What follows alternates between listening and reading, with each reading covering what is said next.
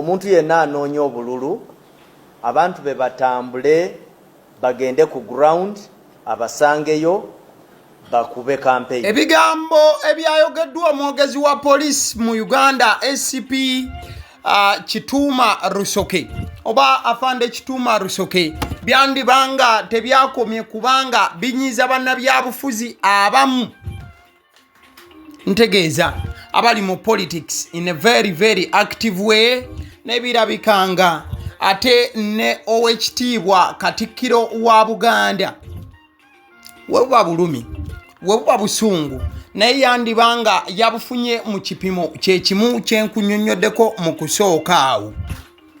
Ennaku z'omwezi 27 Novemba omwaka 2025 ebula ennaku 3 zokka omwezi guno okubeera nga tugukongola ekijja okukitegeeza nti wabula omwezi gumu gwokka eggwanga lya Uganda okusalawo agenda okuba omukulembeze waalyo okumala emyaka 5 egiddako. Kati oluvannyuma lw'ebigambo biri byolabye omukulu Afande Kituuma Rusoke omwogezi wa poliisi ng'ayogera mwe yannyonnyoledde nti tewakyali kukkiriza bannabyabufuzi kutambula mu nguudo nga boolekera we bagenda okukubira campaign wabula mu nguudo abantu ne batandika okuba nga babeegattako nga we bakuba olwogoobe okucacyanca n'ebintu ebigwa mu kkowe eryo. Owekitiibwa Katikkiro olunaku olwaleero akutte pen n'olupapula ko wamu n'okubaako wakakana n'awandiika ebbaluwa eno owekitiibwa Katikkiro gy'awandiise agiweereza poliisi ya Uganda ebitongole ebikuuma ddembe byonna wabula mu kaseera ke kamu n'alaga nti ayimiridde wamu ne bannabyabufuzi naddala ab'oludda oluvuganya gavumenti olw'ensonga bano be basinze okuba nga bafuna obuzibu. Case in point or particularly yogera ku NUP Bobi Wine wamu ne bannankyukakyuka side eyo. Ebbaluwa ebadde egambako bweti: once again I urge police stroke security agencies to keep law and order in a non-violent and non-partisan manner during this campaign period.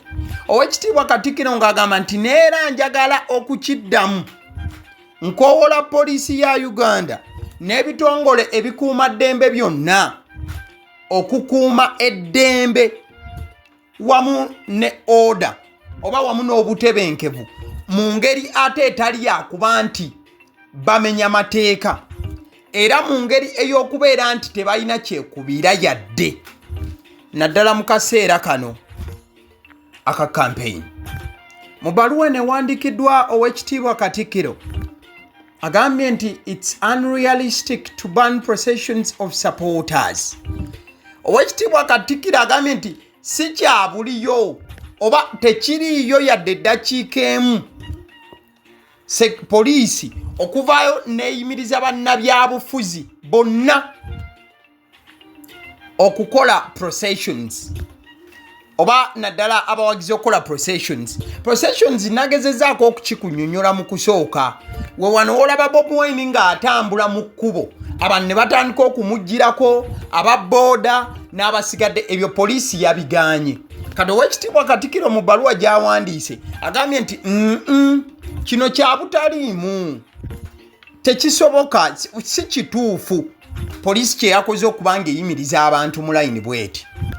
Mu bankaluwa ewandiikiddwa owekitiibwa Katikkiro agamba nti political rallies are not prayer meetings to which worshippers go calmly.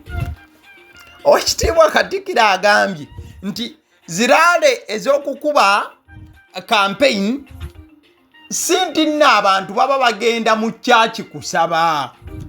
Abantu abagenda ku rally temusuubira nti bagenda kweyisa nga abagenda mu miitingi z'okusaba oba okusinza kubanga eyo abantu gye bagenda nga beewombeese. Political rallies are about excitement. Katikkiro n'agattako nti abantu ogenda ku rally zino ez'ebyobufuzi kitegeeza zino rally zibeera zijjuddemu okukyamuka.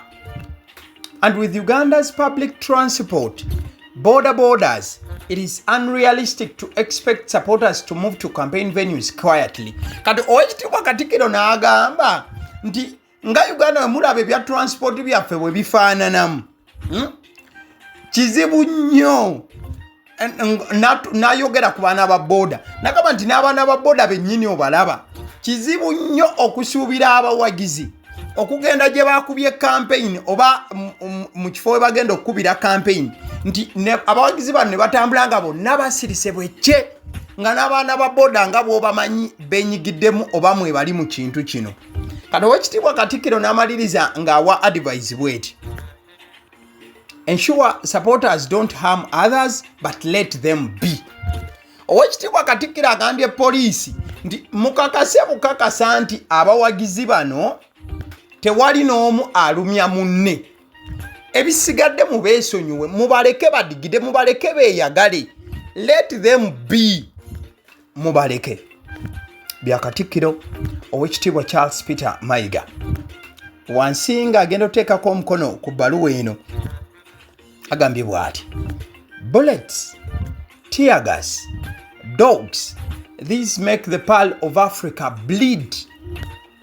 Oweekitiibwa Katikkiro n'agamba nti amasasi, tear gas, embwa za poliisi ez'ennawunyi bino bye bireetera olukalu lw'omuddugavu Africa naddala Uganda ekolanga olubengo olw'eddembe okubeera nga omusaayi guyiika n'okutulukuka. Ku bankaluwa eno n'ateekako omukono CPM Charles Peter Mayiga Katikkiro wa Buganda. Kati ebbaluwa eno olumaze okuwandiikibwa Katikkiro, Bobi Wine olugirabye azinye gunteese n'agamba kyekyo era wano Bobi Wine naye awandiise obubaka obubadde obw'okusiima n'okubanga yeebaza Oweekitiibwa Katikkiro olw'okuba nti ayimiridde naye naddala mu kaseera nga kano. Ebbaluwa ya Bobi Wine gy'addiza Katikkiro ebadde efaananako bw'eti: ku screen ye bankaluwa oba kwe kuddamu kwa Bobi Wine muna NUP era president waayo nga yeebaza n'okusiima Oweekitiibwa Katikkiro. Bobi Wine awandiise bw'ati agambye nti thank you very much Oweekitiibwa Katikkiro Charles Peter Mayiga for this important message. Our nation is at crossroads. Every moral voice is needed at this critical time. Sakawulirize. Bobi Wine agambye nti weebale nnyo mukuumaddamula Oweekitiibwa Katikkiro Charles Peter Mayiga olw'obubaka buno obw'omugaso ennyo nnyini ddala. Namugamba nti Oweekitiibwa Katikkiro, eggwanga lyaffe liri mu masaŋŋanzira oba liri mu kaseera kazibu. Buli ddoboozi bwe liti lyetaagisibwa naddala mu kaseera akazibu ennyo bwe kati. Kati Oweekitiibwa Charles Peter Mayiga mu kuwandika ebbankaluwa ye gy'abadde awandiise, kino kye kibaddewo bwe kiti. Ataddeko ekifaananyi ekyo ky'olaba ku screen, ekifaananyi eky'embwa ya poliisi. Ekifaananyi eky'embwa ya poliisi eyabadde ewambagatana n'okugezaako okubanga eruma omuwagizi wa NUP ku zimu ku nkuŋŋaana za NUP zebadde kubanga enoonya akalulu. Kati akulira akakiiko k'ebyokulonda Oweekitiibwa omulamuzi Justice Simon Byabakama bwe yabuuzizza ku mbwa zino ezitandise okuleetebwa poliisi naddala mu kaseera ak'okukuba campaigns, bw'ati bwe yannyonnyodde. The use of dogs, Shamim, again that is an operational matter which I'm not competent to comment upon. I don't know in what circumstances or what informs the police to deploy dogs. I'm not competent. I'm not an expert on dogs. So you can ask the police. Yambo by'omukulu akulira akakiiko k'ebyokulonda Justice Simon Byabakama we yabuuziddwa ku mbwa zino ezireetebwa poliisi ensangi zino, yagambye nti amazima gali nti ye ng'akulira akakiiko k'ebyokulonda talina bukugu mu mbwa era tamanyi nsonga lwaki poliisi ebeera etembwa wabula ye engeri gy'atalina bukugu era talina maanyi gasobola kuba nga addamu kibuuzo ekyo olw'ensonga tekigwa mu ebyo by'alinako buyinza n'agamba nti kati ebintu ng'ebyembwa ebyo mubibuuze poliisi. Njagadde nkuzeeyo nkuwe full speech oba full interview ey'omukulu ow'ekitiibwa Afande Kituuma Rusoke ku lwa poliisi y'eggwanga bwe yabadde ayogera ku nsonga ya processions ow'ekitiibwa Katikkiro gy'abadde ayanukula. Kansooke nayo ngikuwe mu bujjuvu ensonga ogifune ate tweyongereyo ewa Bobi Wine. Omuntu yenna anoonya obululu abantu be batambule bagende ku ground abasangeyo bakube campaign. Naye kino ekyokulooza nti candidate ajja kutambula n'abantu nga almost campaign agikubira mu makubo ekyo tekijja kukkirizibwa. So mugezeeko nnyo okulaba nti temubyenyigiramu kubanga nga security tujja kukola buli kimu ekisoboka okubiziyiza. Ekintu ekirala abantu abali okukozesa emikutu gye tuyita digital spaces okuvuma oba okumenya amateeka nabo tubalabula nti mujja kutandika okulaba abamu nga tubayoola omu ku omu because eteeka weeriri ate okufuna si kizibu nnyo. Abamu just tubadde tetubateekamu maanyi mangi naye mmanye nti emisango tegivunda. So mu budde bwaffe tujja kuba tubakwatamu. Then ekirala kye twagala also okulabula abantu abeerimbika mu t-shirts za political parties ne bamenya ne bakola emisango ne babba abantu abo nabo twogedde ne security yaffe okumakinga sure nti ebakwasaamuuko ku maanyi. Egaali tuziraba bagezaako okulaba nti bamenya amateeka naye tubalabula n'amaanyi nti tebigenda kubatambulira bulungi. Ambo bya Afande Kituuma Rusoke kati njagadde nkuzeeyoko ku embeera eyabadde ebuyika olunaku olw'eggulo oba wanaava question nti procession omukulu Kituuma Rusoke bwati gy'abannyonnyolako kozi ayogera ekyokubeera nga candidate atambula wabula nga abantu batambula naye mu kkubo n'okwolekera okudda oba okuva ewabadde campaigns.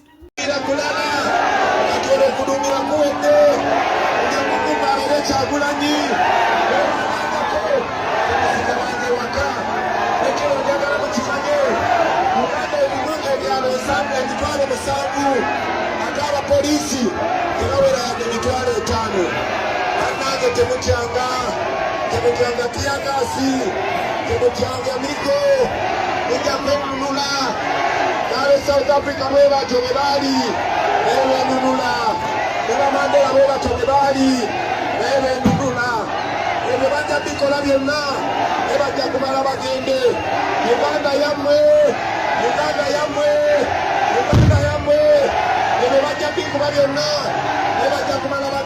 Tiyagasa vuga naye teryagenda. Tiyagasa vuga sounding bomb naye teryagenda. Ababikuba wano ebabikuba n'embale tebasobola bikuba ku byalo n'omulundi gumu naye mwenna bwe muli situka omulundi gumu ajja kuba kaweddemu. Banange muzikirize neeyogereyo mwebale kuguma magumu abakuulire ambuleera yokka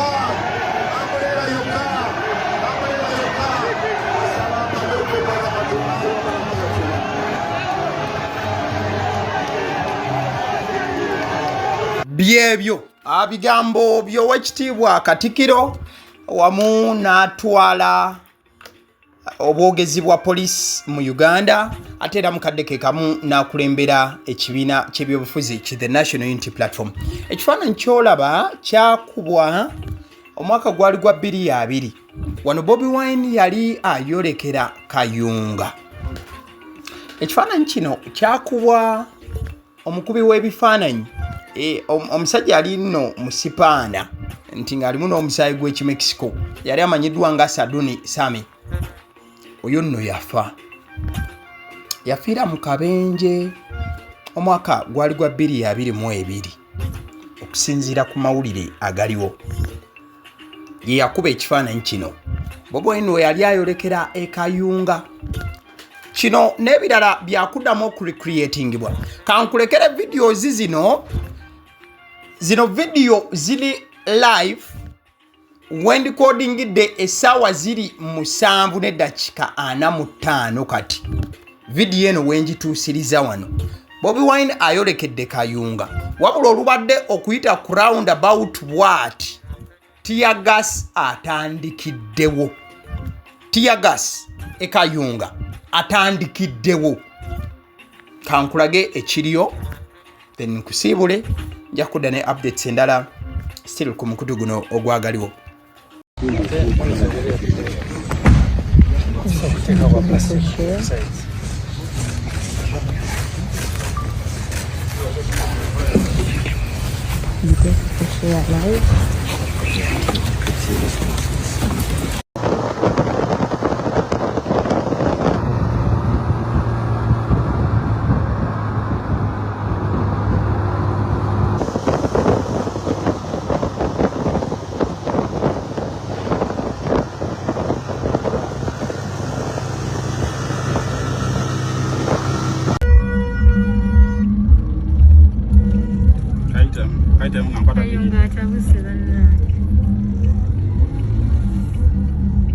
Mulai buat kaidah mas.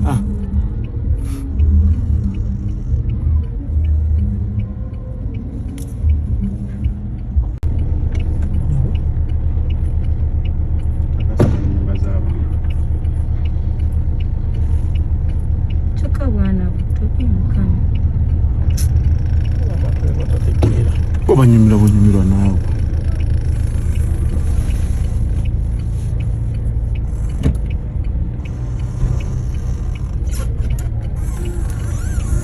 Nzikiriza nkutegeze ku bannaffe aba Honey Bites bagamba nti bo omulimu gwe bakola gwa kukolera byakulya eby'abaana abadda ku masomero. Bwe tugamba abaana abadda ku masomero saabo bokka abadda ku masomero wabula n'ababeera ewaka balina package ey'ebyokulya eby'abaana mu line efaananako bwetyo. Gwe bakubire bukubizo bagambe njagala package y'ebyokulya by'abaana abali ku masomero oba abaana abalya ebyokulya. Balina ebyokulya yogera ku daddies, yogera ku binyeebwa, amawogola, yogera ku bagiya, yogera ku cupcakes, yogera ku donuts. Osobola okubafuna ku 0709 78 75 08. Ate era mukadde ke kamu bw'oba oyagala ku pizza size yonna era namba y'emu. Ate era mukadde ke kamu bakola ne cake eza buli mukolo babayita aba Honey Bites. Njagala n'okutegeeza ku bannaffe aba Alson Painters UG bano basiizi ba langi era nga balina obukugu mu kusiiga langi era bamanyi ne langi ki egenda ku kizimbe kyo era mu ruumu ki. Tebasobola kuddira langi yandigenze mu kisenge ate ne bagisiiga mu ddiiro ey'omu dining ne bagisiiga mu kinaabiro. Nedda, Alson Painters UG omulimu gw'okusiiga langi bagukugukira ddala. Basiiga ebizimbe okuviira ddala ku ruumu emu paka ku makalina n'amakalina. Gwe bakubira ebukubizo bagambe nti Alson Painters UG namaliriza okuzimba ekizimbe kyange. In fact ne bw'oba olina ekizimbe nga kikadde nga olaba langi yaakyo efaanana si bulungi, Alson Painters UG bazze kugonjoola nsonga eno. Bakubire ku 0705 1936 36 be bannaffe aba Alson Painters UG. Aba Sedi Omusunsuzi lyerinnya eryange. Erinnya eryange yenze Abasiddi Omusunsuzi, yenze atuula emabega w'omuzindaalo. Buli lunaku era ly'eddoboozi ly'owuliriza ku mukutu guno Abasiddi Omusunsuzi ly'eddoboozi eryo, era ng'omukutu kwoli gwe guno ogwagaliwo. Nagamba nti information yonna gy'olaba ku channel eno tetugattamu kintu kyonna ate tewali kye tutoolamu. Information nga bw'eba eyingiddewo ffe bwe tugikwata ne tugikuwa. Kati gwe omulabi n'osalawo ki eky'okukozesa information eyo. Kati ky'ogenda okukola mukwano gwange bw'oba omaliriza okulaba vidiyo eno, likinga, commentinga ki ky'olowooza, mukadde ke kamu subscribinga bw'oba nga omukutu guno oli mupya, ate era mukadde ke kamu sharingira mikwano gyo girabe vidiyo eno ate ne videos endala ku mukutu guno. Agaliwo YouTube channel, mwebale kutulaba.